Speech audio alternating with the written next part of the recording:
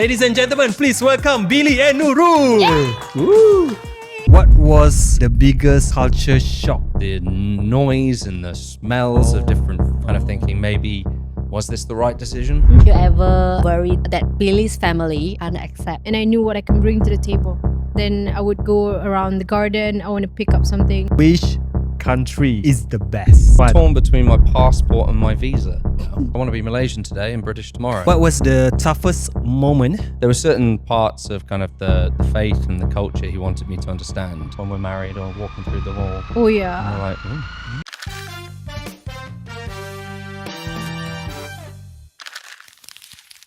Assalamualaikum. 大家好, Selamat datang ke MelayuCina Podcast. Woo. Okay sayang, hari ni kita punya guest adalah sangat-sangat special. Betul. Dia berbeza bangsa dan juga agama, dan bukan tu saja, negara pun berbeza. Betul. Cuba saya Ini cerita jauh sikit. ni.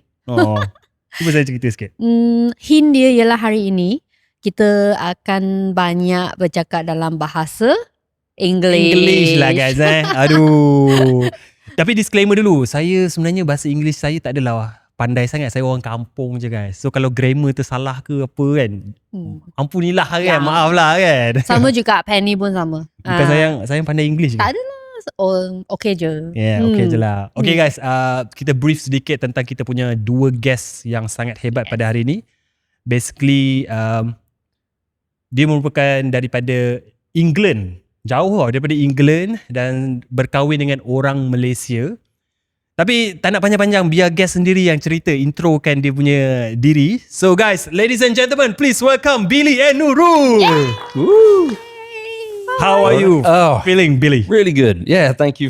Thank you very much for having us on. Yeah, it's really nice to be here and get to share our experience as well. So yeah, cool. Yeah, no, I'm sorry. Are you nervous? I'm a little bit nervous. I'll be honest. All right, I'm not the professional in this, but it's really nice to be here. But All right, no problem. yeah. So, well, I'll tell you a little bit about myself. Yes, sure. My name's Billy. Billy Hall. I'm from England, as you said. Southwest England, so a bit of a country boy growing up. So not too much of a city boy. International teacher, but been here for maybe about 5 or 6 years now, I think. 5-6 I think. years. Wow. Keep having to look over to Nurul, so she confirms it for me. So I've been here about 6 years, just loving it, love life here, and I'm currently head of English for a primary school in out in Shah Alam.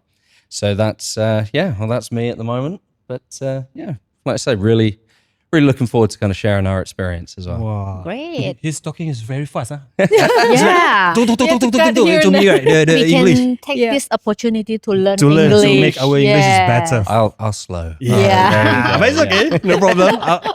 You can teach me English, I will teach you bahasa.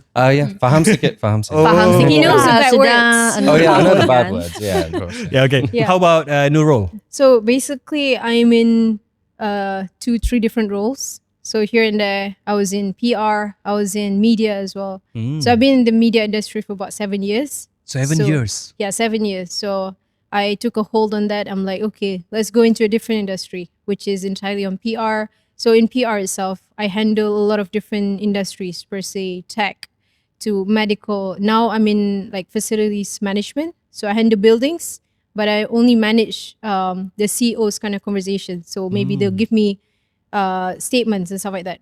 Make it interesting so that people will want to look at us. So people will want to even drop news for us and stuff like that. So my role is more of in the intersection of the middle junction where the public want to know and also the corporate. So here and there, I only focus more on the corporate side. When I used to be in the public side, so I was like TV personality. I was always having to wake up so early. TV personality.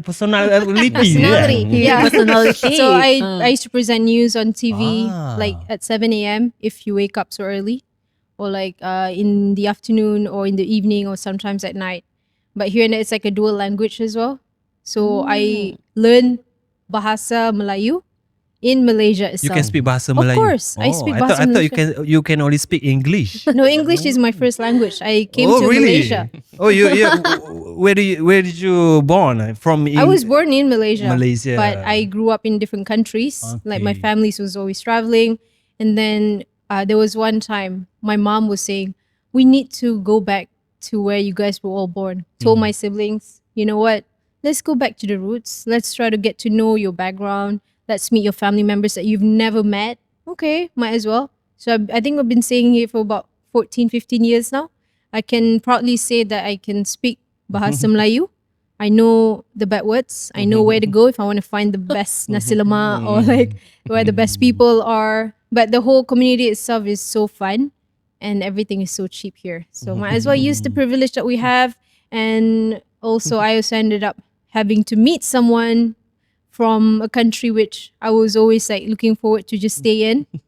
But then he wants to stay here. So it's a new adventure for me. Okay, maybe we can did it the wrong way discuss around, discuss We can more discuss regarding this the later. conflict of where you guys going to live, right? In the future, True. but we're not going to talk right now. Okay. Yes. Okay. To Billy. Sure. So you guys are married already? Yeah. So when is the When's the wedding? We already had when a is the wedding? Sorry, we didn't invite you guys because it's quite a private ceremony. Yeah. So it was on December. Do you want to explain a little bit about that? Yeah. Yes, of course. Yeah. It was in December. December just gone, wasn't it? Yeah. Really a lovely affair, wasn't it? Lots of lots of love, lots of kind of care from all of our friends. Dancing. Dancing. That was interesting. But it was interesting because we had to do kind of a bit of a blend of Malay and kind of English or Western Yeah. wedding. It was a Muslim wedding. So we had the akad nikah in the morning Mhm. and then rolled into the kind of the ceremony aspect Yeah. in the afternoon, which was, it was a really nice kind of blend. I had my family from England, so they flew all the way out here. Some for longer than others. I'll tease them about that in the future. Yeah. Only a few stayed for a few days, had to go somewhere else. But it was amazing. Yeah. Really, really nice to have as many people as we did, wasn't it? Yeah. I think they were slightly shocked with the heat in Malaysia. Oh. Yes, So I when they wanted to first started, ask. they were like, Panas. Yeah, what? Panas. Hey, Panas. do you have aircon here? No, this is the weather. Oh. I think one of my friends, as he got off the plane, he kind of gasped, literally took his breath away. He's like, why is it so hot in this car park? I was like, no. This is outdoors. It's going to be like this the whole time you're here. Summertime all year long. Yeah. Okay, Billy. Yeah. So you guys already married together. So when you first before getting married to Nurul, what was your family reaction when they found out you are going to marry a Muslim Malaysian woman? Yeah, I mean, it's a really good question because it's particularly the perception would be that it's that kind of the clash of cultures and, how are we going to reconcile that? My family genuinely reacted with just pure curiosity. Yeah. They won't mind me saying they didn't kind of understand much about what it meant. They didn't really understand kind of what the next steps were or how it might affect my life or Nurul's life in the future. But they were so open-minded and so supportive because, as I said, they had kind of almost not really any idea rather than a misconception to start with. So and once they found out kind of what will happen and how we'll go through it and how we'll support each other, they were just really, really open-minded about it. They can accept. Yeah, of course. I think I personally came from not so much a religious background. My family were Church of England, but not so much practicing. We'd have a few festivals here or there, but not so much a practicing Christian family. But it was, kind of the Islamic faith was something that's quite alien to them, quite foreign to them. Yeah.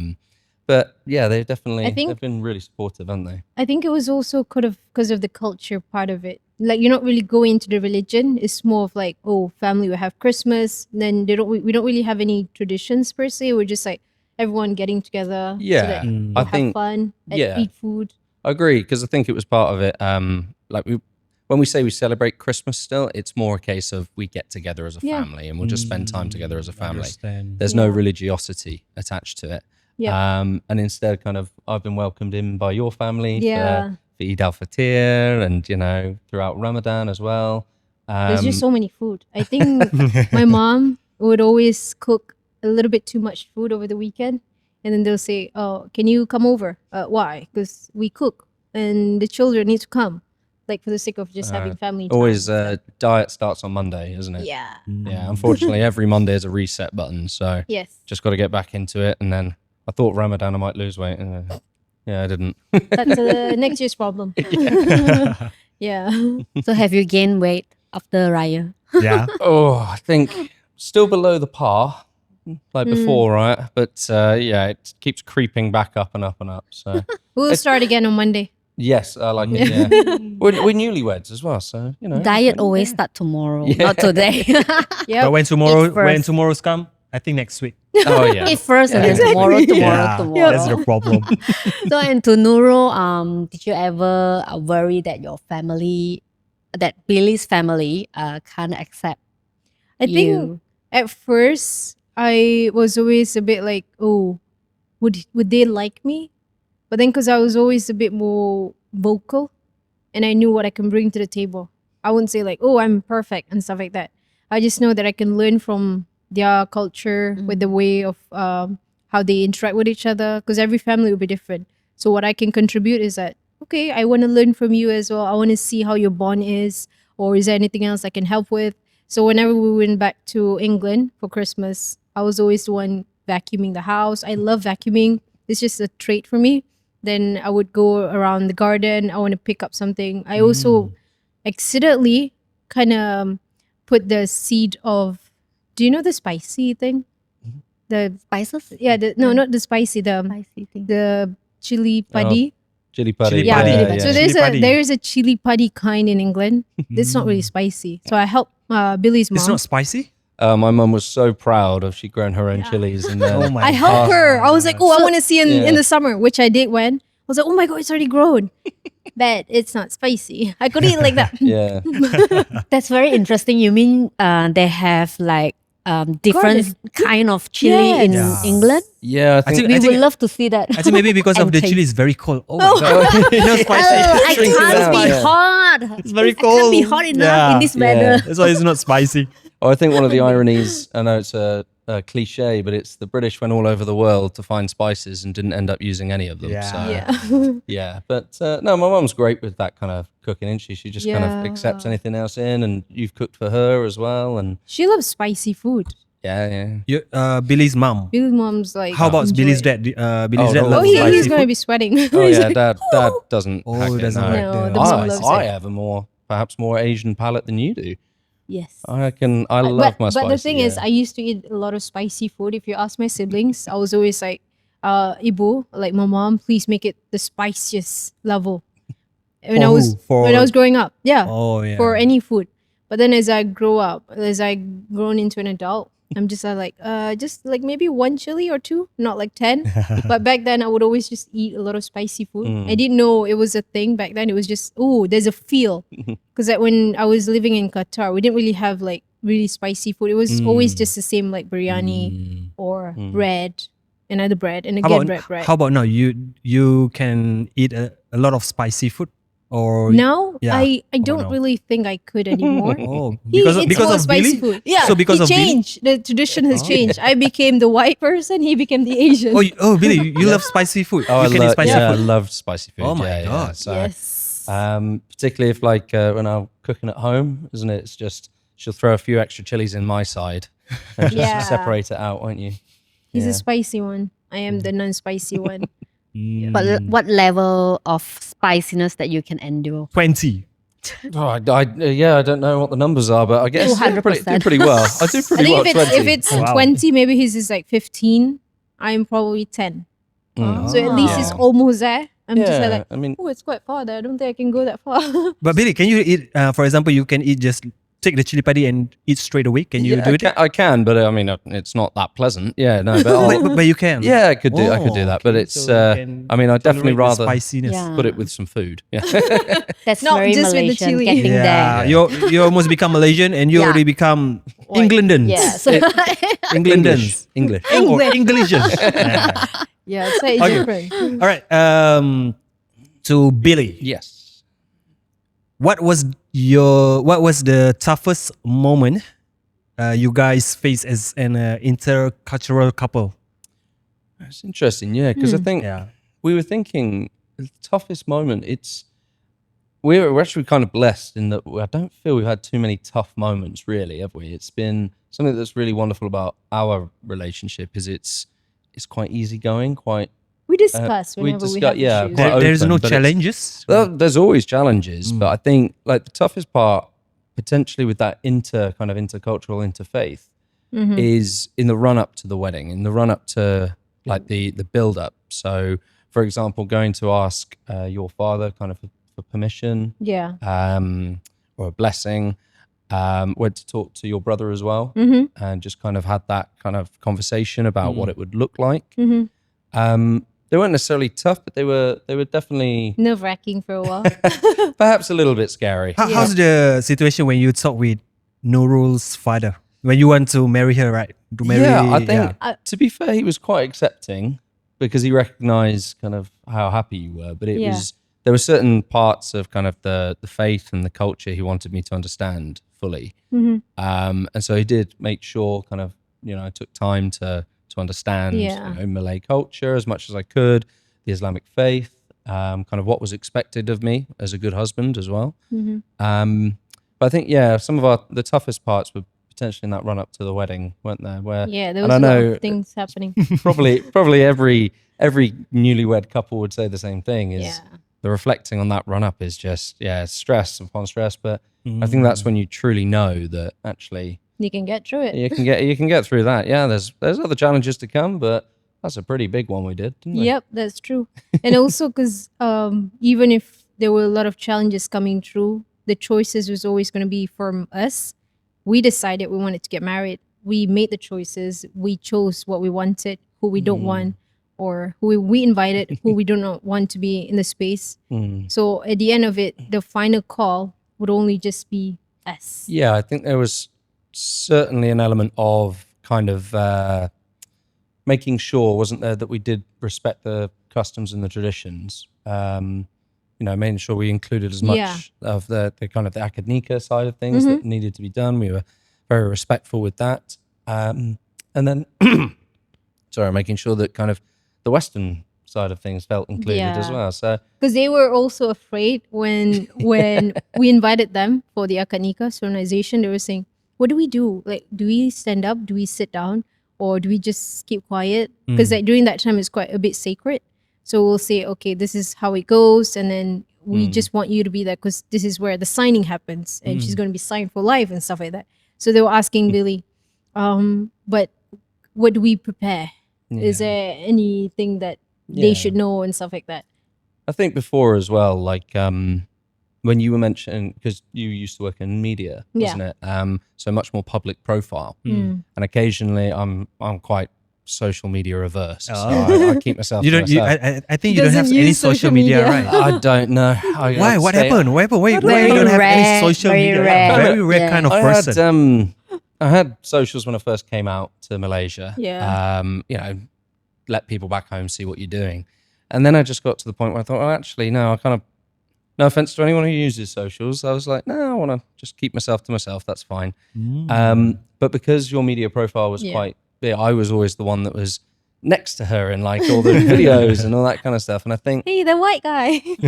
I was the white guy next to you, which is fine. I don't mind that. I think what was starting to happen is you would get a few messages online that you can ignore, isn't it? Oh, why are you with them? Why are you with a Western? I received why that. you choose like why are you with a white guy? Why not choose Malay guys? exactly. For example, that kind of question. And it's definitely, that was, I mean, as much as you can filter it out, isn't it? It's still, they keep coming instead of just on DMs. It could even be in the comments. And sometimes if I manage to see, I'll probably delete it. I'll just ignore it and stuff like that. Is it only happen in Malaysia or in England too? I think, again, mainly because I'm completely off socials, but You wouldn't know. thankfully, I wouldn't know, Thankfully, with when we've been to England a few times now, haven't we? I think there's a bit of a misperception in England how kind of maybe hostile it would be to a Muslim couple. Because I think the main, in a big city like London, we go visit London, it's so multicultural. It's so nobody bats, nobody cares. You just carry on with your life. And then when we go back to my small village in the southwest of England, that goes the complete other way, where people, it's curiosity. They kind of want to ask. They come Nurul over, they'll be like, questions, hello. Oh, really? because they're not. There's not many Malaysians who kind of live in that area of the country. I think towns is where it's. Where we were walking through a few towns and people, just a few strange looks. You know, I think maybe when they look at Nurul, Yeah. what kind of alien is this? No, it What kind of was. alien is I this? feel like I was the only Asian that when I was walking out at the park area where Billy's parents was. It was just like, oh, there's no Asian, like there's no Is it people a look of of color. curiosity or I think- racism? What do you think? Unfortunately, I think in both. the towns it was more kind of almost a what are you doing here kind of thing. Yeah, in the town Very area. thankfully, in the big cities and in the villages, no problem whatsoever. Yeah. I mean, I'm speaking very broadly, so this is only our experience. Yeah.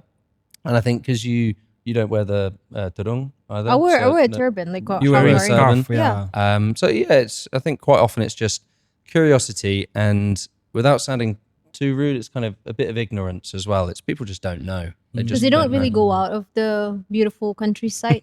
Yeah, The countryside is beautiful, and then everyone just walks around. You're new. I've never seen you before because they do like walking almost every day. Like Billy's parents would walk out at 6 a.m. I think. Yeah, 6 a.m. looks like 9 a.m. sometimes. And I like you say parents. I think dad might still be asleep at the time that mum goes out. But So yeah, they Yeah, do those kind of activities. yeah. And then you'll see your neighbors, you'll see like your neighbors' children and stuff like that. So it's always the same kind of familiar Yeah. faces. I So suppose, you're new. Hi. So Mm. I like to go to, like they have booths, like pharmacy. It's just a nice looking building. It's not a building per se. It's just more of like a little township area. And then they have a petrol station. And it's so small. It's so cute. Then I would just go around and I just say hi. And then Billy's like, what are you doing there? But it's just nice because it's so small. You know, like in the city, it's slightly more compact and like there's too many cars around. But in the area, you see people walking across. Yeah. It's more to nature. Nature. Yeah, part. I definitely think so. And I think I'd kind of equate it to, say, when a few times when we've gone out into the kampungs and stuff, and there's, see, I know that word, and that I'm like the only white guy there. It's that same kind of how people would see it and Understand. go, right, yeah. This one is in Malaysia. Yeah, in Malaysia, yeah. Okay. Talking about Malaysia, Yes. what was the biggest culture shock when you first moved to Malaysia? Right. Yeah, I mean, well, there were quite a few, but all positive in the sense of, it's a new experience. It's, we mentioned it earlier, the heat wave that hits you when you first get off that plane. But because Malaysia for me was, I've traveled around a bit of Europe, lots of different cultures, but it's all kind of relatable to Western culture. Wherever you go in Europe. And this was my first time in Asia. This was my first time living somewhere else as well. For how many years? I've been here, yeah. So for maybe about 5, well, you said 6 earlier, so maybe 6 years. 6 6 years here. I think the biggest culture shock as well was tied into not necessarily just Malaysia, but I was a country boy. So I've grown up in a small village, maybe only experienced big towns occasionally. And coming into Kuala Lumpur, one of the biggest cities in the world, or one of the most vibrant cities in the world at least. And then just kind of coming in, instantly finding my new apartment, settling down, right, okay, it was in COVID as well. So during the lockdown, teaching online, started thinking, this doesn't feel too different. This is what's happened, because I'm in my apartment, teaching online, trying to get grab food in. There you go, don't have to cook. I think it truly happened when the lockdown lifted slightly and you were able to go out again. Yeah. Okay. And just walking down the street and just the noise and the smells of different foods and just... You fell in love, didn't you? Oh, I mean... Do you like it or you need... That happened about a year later. Billy, yeah. do you like it or do you need time to adjust to the new I think environment? certainly... It needed time. I think, time. yeah, and I'm not afraid to admit that for the first month or two, I was a bit homesick, kind of thinking maybe, was this the right decision to come all the way to Malaysia? It's the other side of the world. And then, it just kind of, as you get more into it, as you start, instead of walking past the mamak, why don't I sit down and, see what happens, see what comes my way? I had some really supportive colleagues as well, both Yeah. locals and expats, who took me around places. You know, started to show me different parts of Malaysia.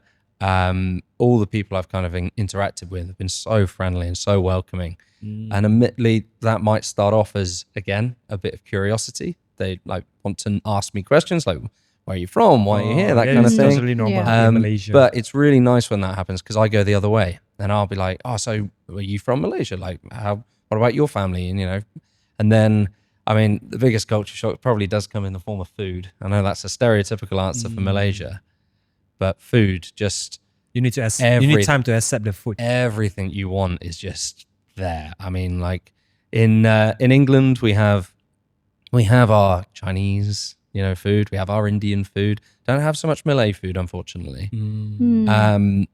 But it's completely different to what you get offered here. Like what the range. But I feel like I want to comment a bit on the food side. We went to London, trying out Malaysian food. It was quite recommended as well. A few of our friends were saying, you have to try it. And I think it was about a few weeks we've already been in England. We're like, we just want some Asian. We want something in our system that's Asian or spicy. We went there. What was that? So it's very different. It's different. It Yeah, didn't even I think- taste a bit of Malaysian. Yeah. Luckily, my friend, she's just good in cooking. She literally just asked the waiter, give me this and that. And then they did ask, like, what's the point? Oh, just give it to me. I just need it. And then she did some editing, like editing. editing of the food. She's like, I know what to do with that and that. Just give me the milk, give me lime, and then it sort out. Yeah. And then the food turned out amazing. Yeah. It was just a little bit of a spice here and there. I think what you needed was a spice. You had it, but you just didn't really know how to. Didn't know how to Grab- use it. yeah. Yeah. I You think we had it. can all agree that Malaysian's food is the best. Oh yeah. I missed it. Yeah. Wouldn't ever get in trouble and say anything about Singapore. No, you can't compare Singapore. and Malaysia is the best I'll get in food trouble ever. there. I mean, maybe in England they don't have the chili padi that we have. Yeah. Maybe, That's why the yeah. taste is It's just different. jalapeno, I think. Chili padi is Yeah. not spicy Yeah. because it's very cold. Yeah. Cold chili padi. Take out my spice. But I think it is getting to a point now though where thankfully like my mum does it as well, doesn't she? Yes. Just like use loads of different flavors from around the world. Yeah. But there's no substitute for where it's from. You know, No. like actual homegrown, home cooked. When I go over, as we said earlier, I go over and see Ibu Yeah. and the food. Just you sit down and you think, I'm only going to have a bit. I've eaten already today, and you leave just blow. Oh, I'm like in And then pain. also extra. Should give packings Oh as yeah, well. pack off. Yeah. So Okay, That's so nice. Billy, after the hardest part, like, settling down in Malaysia, and then the next, when you met Nurul, yeah. and then you decided to get married. So what is what was the hardest part of converting to Islam? Conversing. Yeah. No, that is a tricky question because it was, again, I think when I first arrived here and I thought there's a chance, I particularly started dating Nurul and we were getting on so well. And, Yeah. I'd had previous kind of relationships back in England that hadn't worked out. And just kind of, it started to cross my mind that actually, if this is going to be serious, then Yeah. of course the conversion does have to happen. But I did You did warn you. Yeah, you said warning label at the start. Warning. Warning about what? I didn't Warning mention. about Well, before apa itu? before we go anything too serious, these Yeah. are the things that Convert, would need to happen. marriage, life. If Yeah. Because So where's the warning? Maybe there's a list. Can you? do you wanna list it Maybe down? like something like do not enter Yeah. if you are not Please gonna don't do do this. this. Please There are don't do risks. this. Do not But enter it's- Stay beyond. out. yeah, I think kind of a tough part of that again was partly through my perception of what conversion to Islam would look like. Particularly growing up in the West, we are kind of told what Islam looks like and what that includes, and it's quite different from I think what the truth is. It's from my perception, it's almost purely peaceful. It's just welcoming. It's looking at good morals, kind of what you should be doing in life and how to be, good husband, good partner, just a good member of society, kind of thing. And I think That's certainly part of it.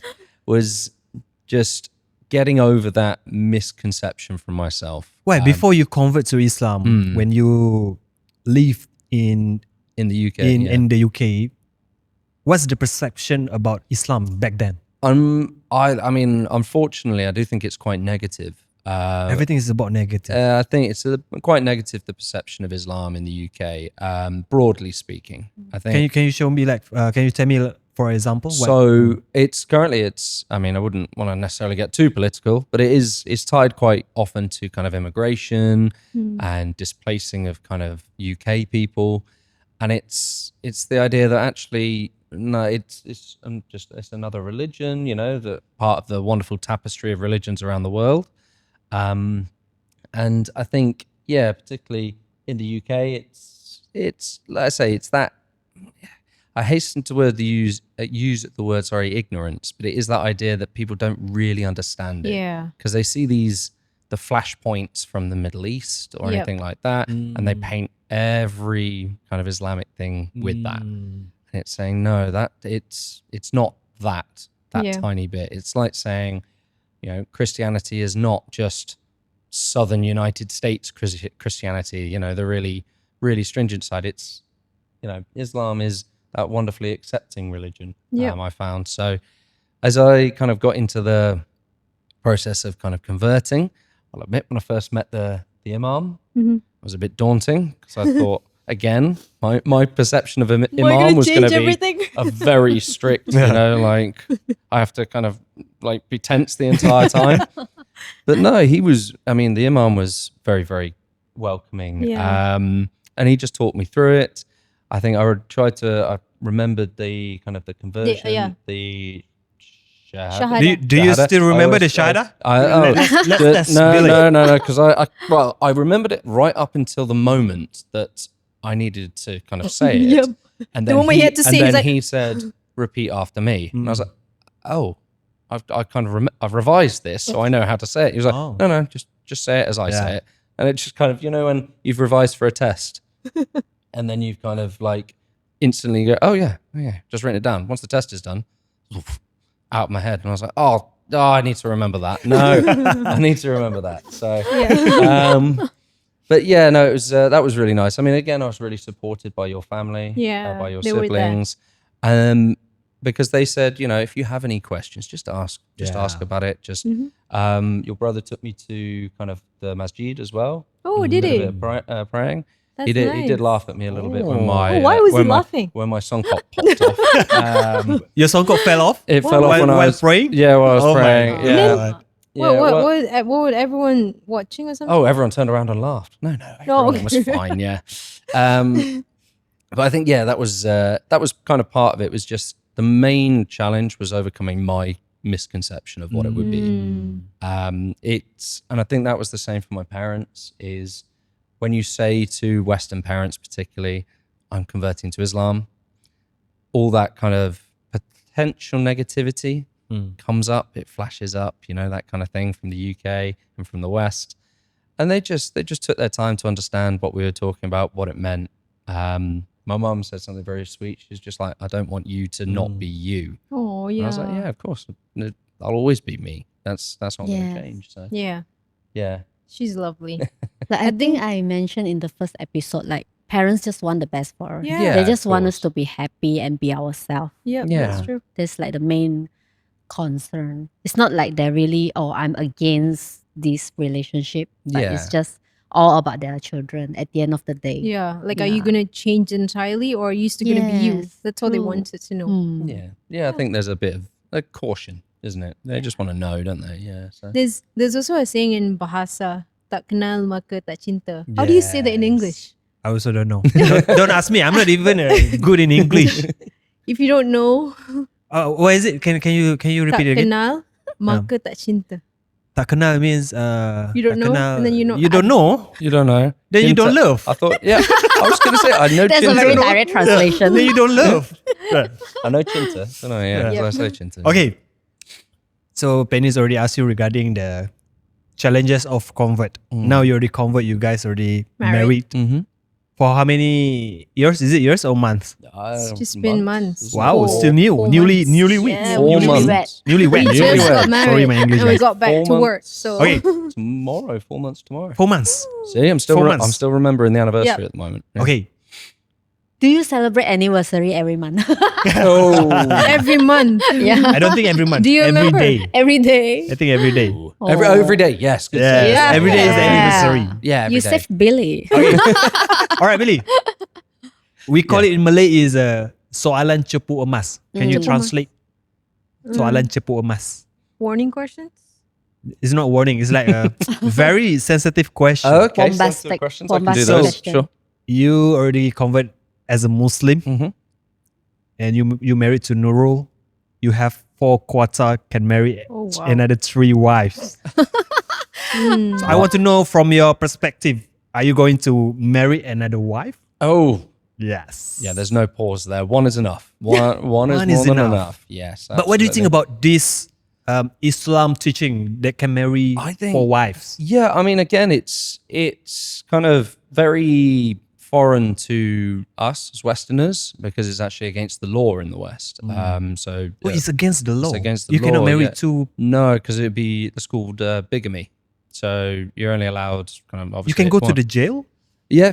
Oh, Well, wow. potentially if it's. I mean, I if- think yeah. particularly if it's misleading. Yeah, if you Misleading. lied and said, you know, oh, I'm even not married. even someone convert in the UK, they also I- cannot marry 2 person. My understanding would be under UK law, no, it is illegal. But whether or not they choose to follow that, you know, sometimes I think they might just say, "Oh, this is my wife, and these are just not my wives," and they are. Oh. But again, I Close think one eye, maybe. close one eye. It's certainly not a practice in the Europe, at least. I know I think there's a religion in America, kind of Mormonism, that has polygamy, so Yeah. different wives. As I said, personally, I think one is fine. One is enough. One is enough. One is more enough. than Remember, enough, yes. remember, this one is recording. Eh? Yeah, One yeah. is enough. One enough. I'm gonna just play This that. gonna back. serve One is as enough, proof one day. Okay, enough with the very sensitive question. I want to ask Billy one more time. Why do you choose to stay in Malaysia for 7 years instead moving back to England? Yeah, 7 years, right? Or 6 years? 6 years. But yeah, Why? I mean, well, it'll be 7 very soon. Okay. Yeah, I think mainly we were just kind of thinking. Well, for me personally, when I first started, you know, the first couple of years before I met Nurul, it's so different to the UK. Yeah. But it's also got so many home comforts. What I really love about Malaysia is it genuinely is as Western as you want it to be, or as Asian as you want it to be. If you really wanted to, you could just eat Western food, you know, you could just kind of watch Western TV, you could hang out with Westerners. That's if you wanted to do that. I mean, unfortunately, I personally would say actually, you know, you're not immersing yourself in the country, in the culture. But that's another thing. I can hear a nice big storm. That's also part of the fun, isn't it? But I think something for me keeping here is because you've got that blend. When I was feeling a bit homesick and I needed a home comfort here or there, I would have it and I'd take it, and you know, and I'd have something maybe a Western thing or something like that. Hang out with a Western friend for a while. But because it's all connected, the modern world, Yeah. I can just video call home when I want. Mum and Dad might tell me off and say I don't do it quite as often as I should. But I think definitely I've been here so long is because there's mostly a part, you know, fell in love with a local. But you don't stay in a place this long if you don't love living here. Yeah, that's true. It's just, for me, I'm very fortunate, very privileged in my particular profession. I think I do quite, you know, I get quite well paid. I get quite a good, nice blend of holidays as well, you know, being an international teacher. But most importantly, just the work-life balance. I think in the UK, they seem to have gone a bit too far work, you know. But again, I know that's from my perspective. I know, unfortunately, there's people here that work so many hours, you know, and will constantly work, and then, you know, find it quite difficult to relax at the end of the day. Why? Do you think that the UK doesn't have the work-life balance? I think it struggles to find the good balance. Yeah, I think unfortunately in the UK at the moment people are being squeezed. Kind of their call it cost of living is really tricky. So I think they're finding things difficult at the moment. And that goes across the spectrum. That's people on lower income all the way up to kind of your high middle incomes. Just finding things quite tricky to keep going and, to even find that survive joy. in general. Yeah, I think thankfully the UK does have quite a few safety nets to help people out if they do struggle a lot. But yeah, out this way, I just really enjoy kind of going back to that question. Really enjoy just the blend of everything here. And I think if you're bored in KL, then there used to be a saying where you say if you're bored of London, you're bored of life. And I'd say the same for Kuala Lumpur. I think there's just enough going on that you can't be bored here, surely. Yeah. So in your perspective, which country is the best to raise a family? Oh, that's a really good question. Oh, Why dear. do you have to choose one when you can choose both? Choose Oh, right. both? We're jet setting, are we? Yeah. 6 months there, 6 6 months, months here. here, Oh, yeah. that's great. Ideally, yeah. Oh, so good. We're going to win the lottery. Yeah. Then Yeah. the children will be like, where do I belong? I don't know. That's why I settled down here. Where am I? I think there's definitely an element, whether or not I have Western friends here, I have expat friends, and I have local friends who all have, children and, In Malaysia? In Malaysia. Okay. I think my expat friends particularly, because they might live in some of the condos or anything like that, it's so alien to them to go, right, okay, at 4:00, we've finished work, and the children could be in the pool at 4:30, and it's really warm. It's like being on holiday in Europe.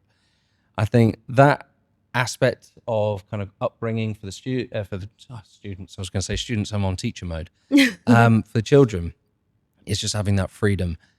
However, back in the UK, I loved growing up in the countryside in the UK, because I think it really formed me into kind of quite independent as I am now. My mum used to kind of kick us out of the house at 8 in the morning and say, all right, we'll see you for dinner. And she'd just, you go off into the village, or, you'd cycle around or go for a Yeah. walk in the woods. You won't get kidnapped, would you? If you did, you'd be hard pressed to, because there's hardly anyone there. So Oh my God. no, but I think that kind of it. But you might get the same if you lived in the countryside in Malaysia. So it's quite hard to compare the two. Oh yeah, But I that's think true. I would maybe If you can choose only one. if I could If you can choose only one, That's which tricky. country? I'd like to raise a family In? in. I'm just waiting to see if she gives me a clue. Ding, Yeah, ding, like- yeah. ding. Wait. You Yeah. guys need Ding, to ding. say No. The Oh, same sama-sama. Sama-sama. Together. Yeah, Together. together. Okay. Okay. In count on Together. okay. Okay. 3, 2, 1. Countryside. Country- Ah, I'd say, to be honest, the UK countryside would be wonderful to raise a family in. But I want As to a have family. the countryside feel closer to the city. Yeah. So it's like Closer to the city. Where is So that I it? can get Malaysia both. or United Kingdom? Hmm. Billy said United Kingdom. How about you, Nurul? Europe. Europe. Europe. Oh, that was a cop. Not specific to the United Kingdom. No. Should we just say the planet Earth? Yeah. there Yeah. you go. Okay. I have one question in my mind just now regarding situation in the United Kingdom. Mhm. Currently, there's a lot of apa tu? Racism. Bukan pencuri lah. I mean budak-budak. I saw one video. The kid is stabbing. Oh, Like there's a lot of Yeah, what happened to incidents. the UK right now? I What happened? think, we have to be very careful because I think there's a lot of misinformation. Misinfo. like, Oh. I think UK crime rates are actually, I think they're fairly, they're either stable or going down.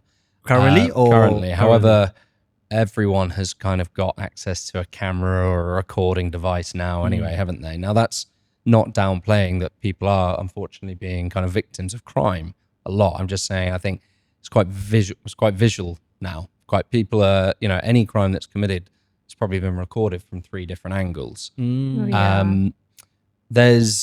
I think violent crime has been going down, but as kind of people find it harder to survive in terms of their income being squeezed and such, people Cost of living getting cost high, of so living. they need to do that thing because of desperation. Yeah, that I think that's probably a way to think of it is desperation. Thankfully, our experiences are quite positive of the UK. Yeah. I think the vast I enjoyed majority it. of people I talk to, it's a positive experience of the UK. But it does, like with anywhere in the world, I think it depends where you are in the country. There's certainly some areas of the country that are struggling, that are more, we say, deprived. Whereas I'm very fortunate that kind of an area that I grew up in is quite a well-off area. It's quite rural, so it's just farmers and farmland basically. But yeah, I think hopefully it doesn't get worse in the UK, because it's the country I love, the country I grew up in.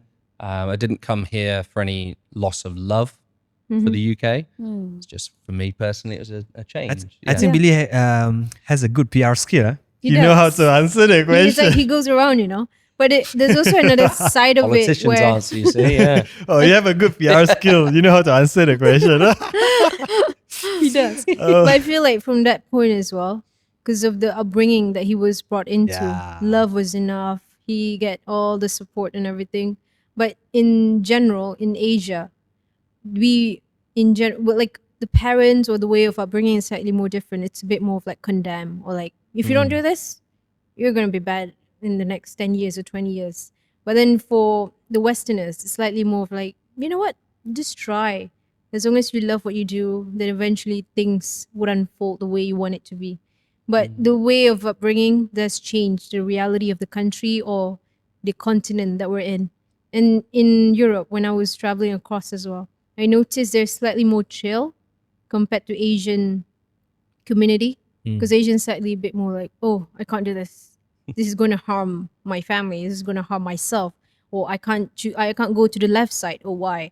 I'm going to be looked down. I'm going to be condemned. I'm going to do this. Oh, if I am not wearing the right pants or the right way of outfit or the right way of anything in general, there's always commentary and there's always backlash compared to how the Europeans tend to have visions or comments and say. I would say it's something like that. Because I know Asians in general, we love to comment. But sometimes we do not think to the point where comments can also hurt, where you don't really have to go beyond than what you don't know. So it's just more of like the perception of Europeans where they would just focus on themselves. But then if they can't go to that extent, they were just like, okay, we probably don't know what's happening. Yeah. It's just more of like, if you don't know, you just stay quiet. If you want to know, knock on the door, Yeah, say be friends and stuff like that. The problem is most of the people, they always love to comment. Yeah. Right? I They have love- to agree. They love to comment. You Like, can hey, be friendly, come it's on. fine. This thing is very easy, but they not been through to apa tu, tak duduk di position orang Yeah, yang yeah, kena tu, exactly. right? You don't know what they've gone through. They don't know. Exactly. I think what there's was the there's path. always, no matter where you are in the world, there's an element of you do you. Yep. Like, you know, Yeah. just you look after yourself. And I don't mean that in a selfish way. Like, you do what you want to do and just be mindful of people around you. That's Yep. it, isn't it? Yeah. But Yeah. honestly, life is hard enough. Yeah. Let's just let people do Yeah. Everybody know? everybody has their Yeah. own pathway. less you know? toxic comments. think Like, so. you I know, agree, yeah. let's be It's, kinder, kind. What do we call I them? think when they want to comment something, maybe because they think like, oh, it's my responsibility to say good things to that person. For example, they saw that person is not doing something good, right? Maybe doing, I don't know, against the religion, against the law or something, and then they comment Yeah. and say like, hey, you shouldn't do that. Hey, you should wear like a, I don't know, scarf, yeah. apa, tudung, everything. You should wear a Maybe bayan because too. they think that They had the right. this is the right thing. Yeah. Right. Those kind of comments they're always more to do with the person saying it than they are the person who's the receiver of it, isn't it? Ooh, words. Yeah, they are, because True. if you feel the need to kind of comment on someone else's Yeah. appearance, actions. Now, of course, if their actions are harming someone else, of course, be Yeah. that person who stands up and says, you know, that's not okay. But yeah, just if it comes from a case of going, well, I believe this, you should believe what I believe. Yeah. That's not the way kind of we interact with people. Yeah. And we tell that. Everybody has different opinions, Yeah. different agendas of Yeah, life. absolutely. And we tell that to 8-year-olds, 8 and 9-year-olds in school. So I think, hopefully everyone can take that message. Yeah. And Okay, also intention versus action. Yeah, Exactly. absolutely. Yeah. Yeah. Like you intended to remind someone, but And there's it's always- how you do that. Exactly. There's a way as well. Some of it can be Yeah. done privately Yeah. instead of publicly. But and no. some of it are not even being asked. Oh, it's okay. Here you go. You know, like I didn't even ask for Yeah. that, but you gave it to me, but like, thank you, but no thanks. Yeah. You know, I kind of. think, I think that's where we're fortunate as well, isn't it, Sweet? Where there's, being that interracial, interfaith couple, is I did perceive that we might get more people kind of stopping us and saying, no, you must be doing this. You have to be living this way. Mhm. And despite the keyboard warriors at home, in our day-to-day life, it's, no one would do that. No. No. It was quite fun seeing some looks on the aunties' faces when I was like holding your hand when we're married or walking through the mall. Oh And yeah. they're like, oh, I'm like, Why are they holding Oh, hands? Yeah. Yeah. yeah, but The no, it's- misconception that yeah, why are we I doing think that? That's the big problem, isn't it? Misconception. Yeah. Yep. And speaking of Billy's being able to answer question in like, in a very polite way, I think I see the quality of being a teacher there. Yeah, correct. So, how long have you been a teacher? So, teaching formally for about 15 years. Oh my god. 15. 15 years, 15 but I've years. always worked with children. So you're being a teacher in the UK and also in Malaysia. Yeah, so Yeah. I've actually been very fortunate again that I've managed to work with a wide range of students. So I worked in Oh. secondary school to start with, in secondary PE. That was my main kind of love. And then I changed to something that we call a PRU in the UK, which is a pupil referral unit. It's where for boys or girls who've been kind of expelled from other schools, they go to a PRU, where we try and kind of reinstill kind of positive values in them. That is quite tough. That was 11 to 18-year-old boys who just, unfortunately had a really bad start in life. And I fundamentally believe there's no such thing as a bad kid. It's, every behavior is a communication. It's something they're telling you. And then after the PRU, we're a couple of years there, and then started my life in a primary school. Started working in a primary school in rural southwest England. It was really fun. Enjoyed it. Stayed there for a few years, and then thought time for a change. So yeah, came out this way and started working in international school. Wow. So you always love to work around kids. Yeah, I mean, even before becoming a formal teacher, I was a rugby coach. I was a football coach. Rugby coach. I'm not that good at football, but yeah, rugby. Yeah. Rugby. Rugby. The Malaysians need to have more rugby, I think. Yeah, Yeah. definitely. But Malaysia doesn't love rugby so much. Malaysia football, love right? football. Yeah. Football. love yeah. football. Yeah. Football and badminton. Badminton. And what's that sport where they do the kind of flips over the volleyball net and you're kicking a ball? Sepak takraw. Sepak takraw. Yeah. You say Yeah. tackle. Oh, I don't know. I think that's I'm only making up in words, Malaysia, right? No, Do they Malaysia, have it? Thailand. Yeah, I don't know. really? Is in the UK they also have sepak takraw. No, they have No, no, right. Yeah. Because when I first saw that, I was just in awe that there wasn't more like broken arms and shoulders. They're just flipping upside down. It's incredible. But basically, anything that gets me or the students running around is great. Yeah, really enjoy it. So So you love and you enjoy working around kids. Is it because the adults is more complicated? I don't want to handle adults. I just want to handle kids. yeah, Because I don't love to comment. Kids are more, I think teachable. genuinely, I've moved up from being a class teacher into kind of middle management now. So I manage a fair amount of teachers. And whilst teachers are some of the most wonderful, creative... Really? No, genuinely. I don't think hear me so. out. There's a butt, I don't think coming. so. There's a Okay. butt coming. But it's wonderful, creative people. I think there's always going to be adults who kind of almost that emotional intelligence. They don't really know how to deal with conflict. Ironically, students, quite often we teach them just like you would teach them an English lesson or a maths lesson. We teach them how to deal with conflict. and within a month or two, they can deal with it. They're like, they know how to. Oh, if someone does something I don't like, it's like, okay, well, do you put your hand out and smack them on the head? Probably not. No, don't do that. And we talk them through kind of how you would get through that. So a long way around of answering your question is, yeah, I think I do. I've always enjoyed working with younger children. But I've worked with teenagers as well.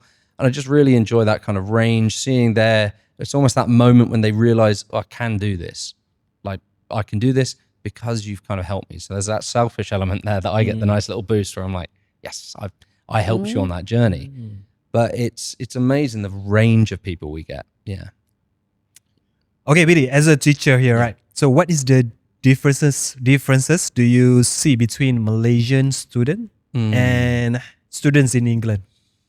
Interesting. Yeah, I think, well, because in Malaysian teaching, I've kind of been in international schools, in and around international schools. So I haven't had the full experience of local schools or government schools as much. But we are very fortunate that on our campus, we have government schools as well. So I've managed to teach a few of them. I think something I've found with Malaysian students is they are quite independently minded. But they're independently minded in terms of their studies. So now whether this is from them or whether this is from their parents, as you said earlier, it might well be from their parents, but they know, like, okay, well, I need to do this to get to the next bit. You know, I want to do this skill, want to learn this skill so I can get better at this. I think UK students, from my experience, are not entirely sure why they're there. Not entirely sure why they're in school. Now, I don't believe in kind of school for exams, school for tests. That's not the point of it. The point of it is to go there, be curious, learn what you want to learn with the help of the teacher. And of course, we'll guide you. And then find out what you want to kind of do with your life. Now, I'm very fortunate. I'm at the bottom of a big pyramid because it's primary school. Yeah, here's the start. I'm right at the start. So the fundamental belief I have is they need to leave my classroom, they need to leave my school wanting to come to school. That's the bottom line. They've got to want to come back. You don't believe in exam and test. Is it because you hate that? It's not so. I get the value of them, but I don't believe that's the point of school. The point of school should never be to get a high mark on a test. Wow. It's so different. I feel like in Malaysian schools, we were just like, oh, you have to make sure you scored A's or else you'll never have a future. I'm like, oh, I don't have a future anymore. But I mean, something that I was kind of surprised at when I first arrived, having taught in England, and you've got a wide range of kind of behavioral needs of students who kind of find it very difficult to focus, students who, you know, maybe need a kind of a softer kind of approach, and then students who you need to be a bit stricter with. When I first started with my Malaysian class, and they were all just so attentive and just like hanging on every word. And yeah, of course, that freed me up to go, awesome, right, okay, well, maybe we can be a bit more explorative with what we're going to do in class today. I did start to say to them, though, and I was very clear with them, I said, I don't want a class of little robots. I don't want you just to do something because you think it should be done. Yes, that one is very good, Yeah, it's like, well, no, come on, ask questions. And it's that fear of kind of questioning the teacher, but you don't do it in a rude way. We say disagree respectfully.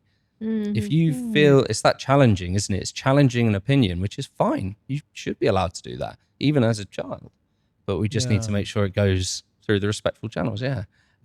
So that, I think that would be the main difference. I think is they've got their targets in mind, even at a young age here. Yeah. Whereas I think, UK students are a little bit more free for all, should we say? Yeah. I think the whole upbringing that he was in as well, slightly more different than the Asian mentality, where we were told to do it instead of explore it. Yeah. Yeah. Do they have the ranking system in the UK? Do you have like A++? Like number 1, 2, 3? Yeah. So when I was at school, it was A star down to F. Didn't have any Fs, but might have accidentally. For us, it's G, right? Might have got a little bit, not as high as I wanted. But I think they've changed it to numbers now. Yeah, so it's a 1 through 9. But yeah, so we still have the ranking systems, and of course that still does play a part. I'm not naive enough to think that you can't have exams, because you know, you got to have entry requirements into university if you want to go into uni, or, you know, if someone's employing you. But fundamentally, I think I would like to think nowadays people would look more towards going, okay, well, if you want to come work for me, I don't care. You got all A's, but can you adapt to a challenge? Like can you me. adapt to a problem? Like Got- you? Yeah, I got all A's. Did you? I see. Ace. Really? Did you? You know why Upside there's down. thunder? Because V. I wanted to say there's thunder because when someone lie, yeah, that's when the thunder happens. That's why so upside down is V. V. All the subjects. Okay, and But you I know, love Yeah. the next question is also here to test Billy's talking skill, Oh, answering skill. Wow. Yeah. What do you think Malaysia does better than England? Oh, I mean, the easy answer is food, but I Yeah. feel like I've said that before, so I think Food. I'll think of something else. Mm. What do they do better than the UK? I think, from my perspective, again, like pace of life. Just, I think, kind of that work-life balance. Now, you'll have people that have to work late into the evening, but then they'll go out and they'll be in a mama or nasi kandar or a restaurant just with their family or their friends, and then carry on going until like 2 a.m. And I'm thinking, no, I'm asleep for like 5 hours before then. But in the UK, we don't seem to have that. It's you finish work, you go home, you draw a line under it, you go again. Yeah. Whereas here, the day seems to stretch longer in a nice way. Because Until 3 a.m., until 4 a.m. You can see people going to the mom-ups. yeah. There's no such thing in the UK. Like I don't think there is. No, I mean, a lot of that is to do with the weather, I think. I think Ah, I think it's- I think it's the same with New Zealand, because we went to New Zealand Mm. at 8 p.m. right? 8 p.m. everything Yeah, is closed. everyone is Yeah. I think at home. what I've noticed as well is that kind of takes the edge off anyone feeling too, like a society feeling too stressed, too kind of like the pressure building up in it. Is if there is that, just go out and meet a friend and, you know, have just a little bit of dinner with them. That's not going to cost you, you know, a new mortgage. You know, you can go and let's just have some noodles at 10 p.m. at night. Then let's go for a little walk. That would be something I think Malaysia needs to do a bit better than the UK. Is walking. Okay, good to Make know it that. make it a walkable city. Yeah. 'Cause Yeah. that's It's not walk. Walkable. really struggle Walkable. here. Yeah, especially in Kuala Lumpur, right? we Yeah, don't have yeah. any to walk. Yeah. We can only use our hand Yeah. Oh, I don't. to drive. Not finished. My sentence is not And finished. we have To to drive. park near the entrance so that we Yeah. walk less. I mean, I get a part of that's the temperature, but also health and safety doesn't quite exist here, does it? You know, you walk down the road and there'll be a drain cover think- missing, and it's 12 foot down to the I think sewer. maybe in Kuala Lumpur you don't have any tempat jalan for Walking pavement. walking Yeah. walking place Yeah, there's because no of the pathway. heat. Yeah, But if you go to the Cyberjaya, it's like walkable. You can Yeah. walk anywhere. yeah, I think. Improvement. Yeah, Yeah, well, I everything. think, and you guys may have noticed when you're in New Zealand, it's pedestrianized city centers, isn't it? You know, like where it's just there's no cars allowed, and you just walk. Everyone walks. Now, again, it might not be feasible here because it might be a bit too hot. Because but everything is too packed up in Kuala Lumpur. But it's easy to go around with a car. Yeah. And what can Malaysia learn from England? Well, I think they learned a few things. I think England needs to learn a little bit from Malaysia, though. Just like I say, going back to that pace of life, I think just slow it down a bit, you know. I think, historically, I love my history as well. So, of course, that was a draw coming to Malaysia is, you know, yes, I know the British were here.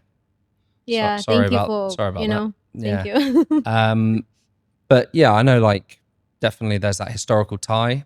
I know that kind of the British were here and they did what they did here. But we took away, I think, quite a few things from Malaysia, including a lot of stuff we shouldn't have taken. I see. But yeah, there's a few. Hopefully they can keep learning from each other. Yeah. Yes, yeah. Okay, I want to ask both of you guys. This one is quite viral question. Okay. Do you guys think, maybe I want to Nurul first. Nurul answer this first. Nurul think education, for example, university, school is important in 2026. Do you Is think- it still relevant? Of course. It is very important. I don't think not having like education is gonna allow you to go forward. because it allows you to think critically as well as know what to do with life. And I love, in general, I love going to school. If I could go back to university, I would, but I'm already at the state of I am done. But if I were to raise my children, I'll tell them just, I don't know, get a doctorate, go to university for 10 years, 20 years, do so. But what happened to the people that don't have any certificate, diploma, degrees? What is your kata-kata dekat mereka ni? I think it's not about just being in a space like university or school. You can learn from everything and everyone. Write it down, practice, and also ask a lot of questions. You can even meet, I don't know, anyone who's just on the street. He's probably like having something to also advise you on. Learning doesn't entirely have to be in a space where there's going to be a teacher, there's going to be students across you and stuff like that. Learning is always about life. Oh, I fell. How did you feel? That's a lesson. Oh, I walked somewhere today and I met someone. She started talking to me and she told me about this tree and that tree. That is also a lesson. With every journey that you have in life, that is your learning process. And never ever put it down as if, no, I need to get a degree just because I want to be a doctor. Well, there's always a requirement here and there. But life itself, the journey, the good and the bad is your education. And I vouch highly for that. Wow, very good answer. Such a good Good answer. advice. Yeah. Never stop learning. Never stop Yeah. learning. Yeah. No, And I you agree. can learn from anywhere. So, anywhere. yeah, I'm gonna have to agree, aren't I? Well, I mean, You don't agree? no, to I'm Nurul? gonna have to agree. She's my You have wife. to agree. No, I genuinely do agree. I think there is certainly a place for education. Of course, there is. There always will be, but I think it needs to adapt. I don't think it can carry on in the way that it used to be. We used to call it kind of the Victorian model, from 200 years ago, where students will come in, sit down, listen to the teacher, write down what the teacher says, repeat it back. I just don't think that's not fit for purpose anymore. I think knowledge, skills, and understanding, just the three things that kind of students need, can come in so many different ways. Yep. As I alluded to earlier, like if I was an employer, yes, of course, there would be an element of looking at what qualifications do you have. But I would also, what I'd like to do is not just take it on face value and say, okay, well, I've now got a problem for you or a challenge, or, if a disruptive customer, how are you going to deal with that? I remember reading that your big tech giants now, Apple, Google, all of them, are not hiring the absolute top 1% anymore. They're hiring within that the top 10%. They might still they're still exceptionally intelligent people, but they want people who've had to struggle. The People who've street actually, smart, I'd say. yeah, street smarts, yeah. Yeah. But the people who've had to struggle for certain things, the people who have always excelled, will find it much more difficult to deal with failure. And I think failure helps education, because students need to know how to fail. They need to know how to get things wrong, and then what to do once that happens. Because if you've never got anything wrong, I mean, You will never learn. you're never going to learn anything. No, because that more learning happens when you don't know what to do or know how to do it, and a teacher guides you, or a teacher helps you, or someone helps you, and then you can, then you'll kind of get there eventually. But because that's one of the values as well. We really look at students is resilience. Is, can you bounce back? Can you keep going? Because a piece of paper is not going to define you. If you get 10 A's at GCSE, fantastic. What are you going to do now? Okay, well, I'll go to university. Why? What are you doing it for? Well, okay, I want to be a doctor. Great. If you want to be a doctor, that's up to you. That's fantastic. Why do you want to be a doctor?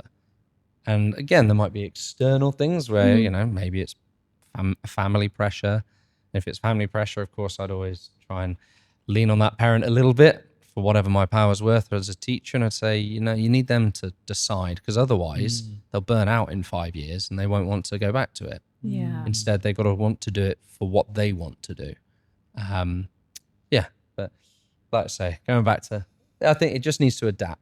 Education needs to adapt in the future. Yeah. See, the advice from teacher is always giving very special impact Wow. it does. Yeah, Oh, wow.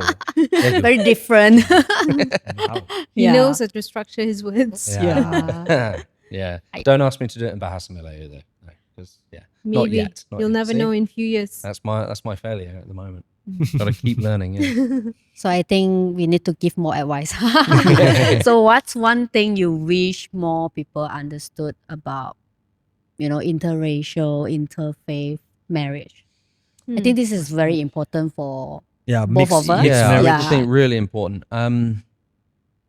I think just to not take it at face value and look deeper than just the faith is to realize that there's two people there. Yeah. And We're human beings. yeah, it's going. Well, they are an interfaith couple, of course, but now the same faith couple. Yeah.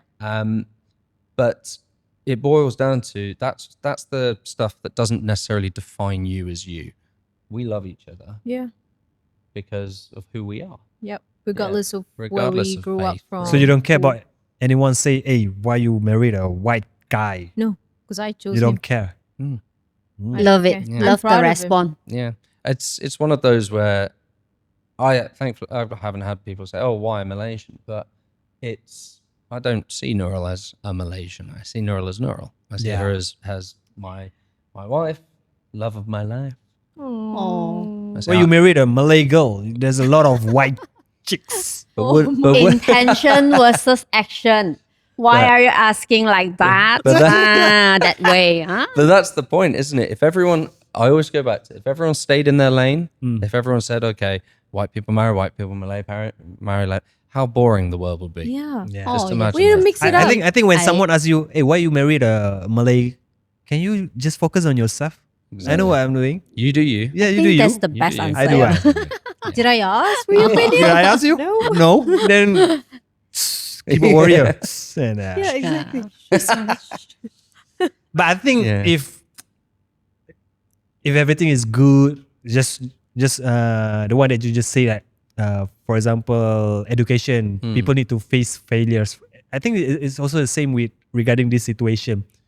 There's going to be a good side and also the bad side. There's going to be people is always going to comment, right? So we also need to accept that reality. Yep. Yeah, I think people will always pass their judgment, Yeah. and that's for them to do and them to live with. If they want to say certain things about our relationship, it's entirely up to them. You know, it's not going to affect us. Yeah. We just look at it and be like, oh, okay, But I suppose whatever. the advice side of things would be if someone, maybe a Westerner, wanted to, was falling in love with a Malay and was a bit, what do I do? What do I do? It's just let it happen. You'll end up being in love with the person, Yep. and everything else falls into place. That's it. Because I feel like if you just put it in a certain angle of like, okay, you're marrying them because of this, it's slightly more materialistic. You're gonna live with them for the rest of your life. So you look at them as a human being. You're marrying someone who's gonna be your best friend for the rest of your life. You're not marrying, I know it to be specific, like this tall, this short, this big, this small, like specific color, eyes or like lips, certain styles and stuff like that. If you already have those characteristics, it's hard for you to define what you actually want, because life is full of roller coasters and adventures. Who you fall in love is not something you can actually judge or determine. It's just more of like it comes out of a sudden, and then you made peace. Oh, you know what? I like you. I'm gonna be with you for the rest of my life. Yeah. Oh, so sweet, both of you guys. Sweet. Yeah, Okay, I love regarding the sweet, response. you said both of you guys already married 4 months, almost 5, No, almost 4, isn't it? Almost almost 4 months. So you guys have children? Ooh. Not yet. Not yet. Okay, if in the future Mhm. you have a child Hmm. and that child asks you, Daddy, who am I, Daddy? Am I a British or Malaysian? British. So first off, I'd ask where he got the London accent from. Yeah. From the dad. I'd say, Nurul, I think- where were we? Billy, I think he's going to ask you like this. Daddy, am I British or Malaysian? British. Oh, I think British. British. I would say, it's one of those where I think didn't we find out that before the age of 18, you can be dual national anyway. Yeah.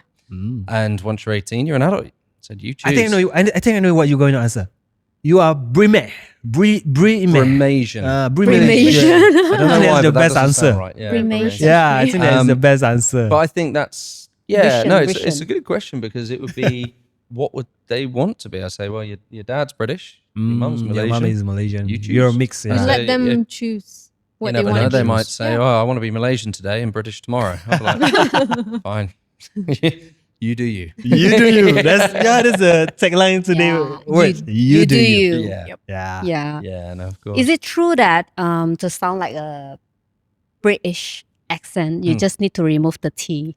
British. Oh, Yeah. well, that's a Wow. very specific part of the UK. Yeah, so that would be probably you're looking at your London, maybe even your east part of London. I always get asked that my accent's kind of just middle English, even though I'm from the southwest, which is a very farmer area, and a very rural area. And England, I don't know if Malaysia's quite similar in that each kind of just sections of it will have vastly different accents. Yeah. Yes, of Yeah, course. for I example, believe it would if be. you are in Kelantan, Yeah. it's going to be sound different, right?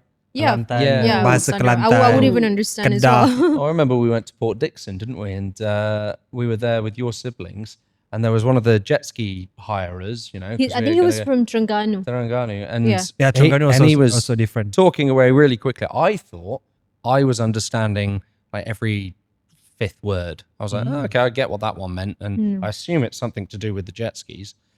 And you and your sister turned around to me, and I said, what did he say? And you're like, no idea. No idea. No idea. Oh, because he's talking in Terengganu Yeah, in slang. a dialect. Yeah. Yeah. Oh, Terengganu slang. So, Yeah. but I And they were think like, oh shoot, what is he saying? Mom, help. Terengganu slang. I would say, particularly any kind of Malaysians, if you want to expose yourself to that, if you're watching any of the sport or any of the, English Premier League, for example, the football, just listen to the player interviews afterwards because you will have such a range. I don't think anyone is going to listen to the interview if your team is lost. Oh, True. For example, today Arsenal lost 2-1. Oh, did they? Yeah, today. Oh, Yeah. But I'm not an Arsenal can you fan, try that's to do fine. like a accent, different kind of accent? Yeah, Oh my maybe God. the viewers want to know what is the different accent. Try Whereabouts? Liverpool first. Okay. Liverpool accent. Oh, Liverpool. The stereotypical one for Liverpool Yeah. is when you say the word chicken. Chicken. Chakan. Huh? Chakan. And you've got to really Chakan. scrape it along. Sorry, again, pardon? So the I actually pronounce like A. Yeah, I can't What do happened? much else of it, but Chakan. it's very nasal, very, Very so it sounds nasal. like it's coming through Oh. the Gotta have a nose. clue first. Then you can speak. Okay, the okay, language. so- I think the Yeah. New Zealander sounds Yeah, a bit perhaps like something that, similar yeah. to New Zealand, but it's similar. I mean, and even then, like 50 miles down the road, say 80 kilometers down the road in Manchester, it's going to sound different. Okay, And try. then, Let's try. I can't do Manchester. But, like, if you Liverpool. went- Liverpool first. Liverpool.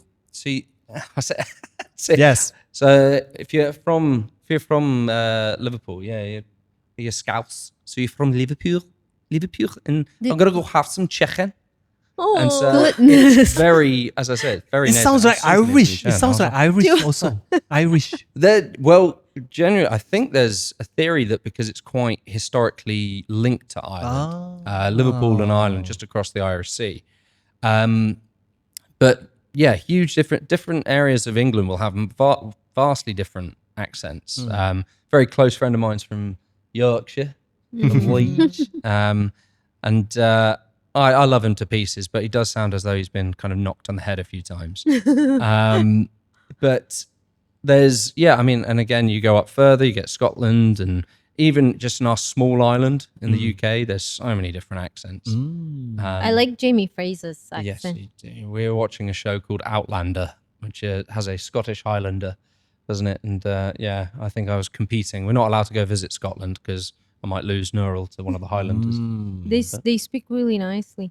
Do you want to try? No, well, that's Scotland. Yeah. Depends whereabouts in Scotland you're from. Oh, it's beautiful. Depends on the break. Is No, that it's like song? Is that like- berpantun, you know? Oh, dia The way macam they speak, yeah. ada melodi lah. Yeah, I'm like, okay, please Yeah. Macam mana? keep Macam talking. mana? Depends on. Bahasa apa tu? Scotland. Is it Scotland? Well, there's also, because I think what happens quite often with Malaysian, to my ear at least, it sounds very American. Malaysian English. But I think that's I think Malaysia is mixed between the American and the British. Yeah, because, well, the history recognizing that it's, I mean, we used to British do were here. UK English, right? Yeah. Because we were colonized. Yeah. But now it's already mixed everything. Mix Every everything. word you will Yeah. put lah. Lah. Lah. Jom Yeah. makan, let's eat lah. I think Kat lah. that came from Singapore, maybe. Oh, Singapore I don't used to know. be I have part no of the idea where Malaya it came from. Federation, didn't it? Ooh. History. Lah. What was your grade in history? You said. I got an A. There Did you you go. not see my Yeah, I grade? did. He was surprised I got an A for history. I scored all A.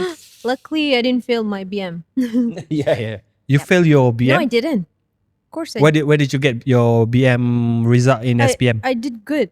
What is the result? Do not Oh, reveal you see, private, now we're private just talking about information. grades. Oh, private information. I see you get C. PNC, yeah. At least I didn't get fail, okay? It doesn't matter because you can speak it fluently now. Yes. See, the grade You is also a there. TV presenter before, right? Yeah. Can you try to maybe somewhere use your TV presenter Oh, voice? yes. Kind of on off day. Come on. Your Come presenter voice. on. Your husband already say some Billy question in Scotland. You But should- it just has a slightly more corporate voice. It's like, good Yeah, morning, everyone. Today okay, we're try talking put about like this. some In words. Bahasa? In Bahasa. Yeah. Oh. Yeah, Do we a want to. tagline for Yeah, the then Oh, Melayu, yes, come on. please. Let's go, Nurul. That'll be great. Oh, People wow. want to see. Your okay, like maybe Freestyle, selamat datang. Yeah, freestyle. Selamat datang. I We usually have a script. no need. This one is freestyle. I know you can do Freestyle, it. yeah. Assalamualaikum dan salam sejahtera kepada semua yang sedang menonton The MelayuCina Podcast. Jangan lupa support kami di TikTok, Instagram ataupun di Threads. I think we have Threads here and there. And pada masa sama juga akan ada banyak lagi guest-guest yang menarik untuk anda ketahui. Jangan lupa like, follow dan subscribe. Oh, fantastic. That one you need to That's a different belajar. voice. Kena belajar. Yeah, that one. it's like slightly more higher tone voice. And can you believe Let it? me try. Tak ada script langsung. Let me try. You can say what you want Selamat to say. datang ke Melayu. No, you can say something sayang tak like, boleh hey, good lah." morning everyone. Today we're going to talk about this and that. And this is what's going to be discussed. Faham. Don't forget to tune in at 9 p.m. every Friday. Something like that. Oh, I was Amazing. trained for that. Talented. Yeah. Billy can do that as well. Yeah. He can be your Let talent Billy try. voice. Yeah, Billy, try in Scotland. Yeah. Oh no, I can't do it. Should I just do it in my accent, my normal? Okay, sure. So yeah. Let's go, try. Okay. So what are we doing? Greeting to. No, for Anything from your Freestyle. from your head, from your brain, you can go out. promote this Spill it. podcast. Oh, okay. Good morning, good evening, and good night. Welcome to the MelayuCina podcast. Where see, I'm done. I can't do it. I can't mean, do it it as sounds quickly as you fantastic, can. yeah. I'm not used to that. Oh yeah. Nice. thank you, guys. Both of you guys are talented. Yeah. Mm. Okay, I think we know the answer already, but still we would like to ask Mhm. if you could turn back time, Mm. would you still make the same decision to marry each other and Yeah. build your life in Malaysia? You gonna answer first, or shall I? I'll answer it quickly. I think, and I know for a fact, that I was going to marry someone like him. And when I saw him, I was like, yeah, he's the one. He's the one. He'll do. Yeah. Yeah. Okay. No. 100%. Yeah. 100%. 100%. Because every single thing that's happened has led me to where I am now. So it wouldn't change, regardless of previous, challenges, heartbreaks, whatever it was. Mm-hmm. It's led me to where I am. So yeah, it wouldn't change a thing. Might actually go back and invest in Bitcoin a little bit earlier though. Why not? Make a bit of money, yeah. Make more money. Bit more money. If we could turn back time, we will make wiser decision. Mm. We will still choose the same partner, but we will, invest a bit No, yeah. with all the information we have now. Okay, I think we almost sampai hujung lah. Susah pula nak At the cakap end apa of diri the kan. episode. Come to the Almost end. at the end of the podcast Yeah. show. I have one last question. Ooh. Has he saved the big one for last? Yes. What is it? Which country Oof. is the best? Malaysia In or England? but it depends. No, you can only choose one. No, it See, depends. now, 'cause You can only choose I'm one. torn between my passport and my visa now. So, which do I want cancelled, basically? No, Yeah. you cannot explain. Just say the name. I'm still going to go England. England. Yeah. How about Nurul? Home is where home is. I'll miss the food. I cannot hear you. You're I'll very miss. far. I'll definitely miss the food. No, that one is explanation. You need to say the name of the country. The country that I would want to stay here. No. Which country is the best? Billy said England. How about you? I'd say Malaysia. So it's I think a tie. that's the It's a safest. tie. Yes. Just let the husband choose England, Yeah. and then we choose Malaysia. Yeah. Because I So would we still get miss both sides That one is everything. now. that one is the safest.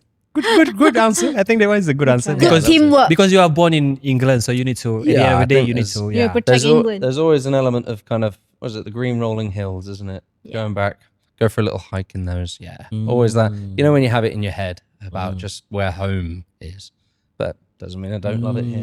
Yeah. And don't ever forget where you came from. Yeah, I think that's the most Even if you important. look at it, the grass isn't always green on the other side. Always. But you need to Exactly. know If where it- you where Where you want to dari stay. mana awak lahir. Yes, Where kita you ada, born? kita ada Dari mana awak pendirian. lahir. Betul. Susah benar lah cakap orang putih ni kan. Lidah saya kan. But we made it. Yes, we Oh, made it until the Sembang end of lama the juga itu podcast. Wow. dalam Yeah, bahasa well, English. thank you very Okay, much. any last word from Nurul first? To your fans, to your friends, to your family, to your everything. Oh wow.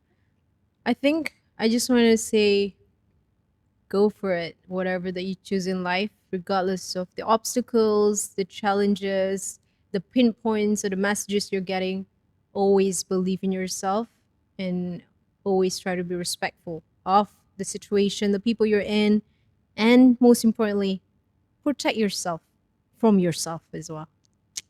Ooh, I How like about that. Billy? It's hard to follow. I think mine's nice and short. I Nice just and say, be respectful, be kind, and you do you. Yes, the tagline for today. Oh. You do you. You do you guys. How about Yeah. sayang, my beautiful wife? You do you. You do you. Lagi short. Tagline for today. Okay guys, Alhamdulillah akhirnya kita dah sampai di hujung sesi dan kenapa kita kena cakap dalam bahasa orang putih?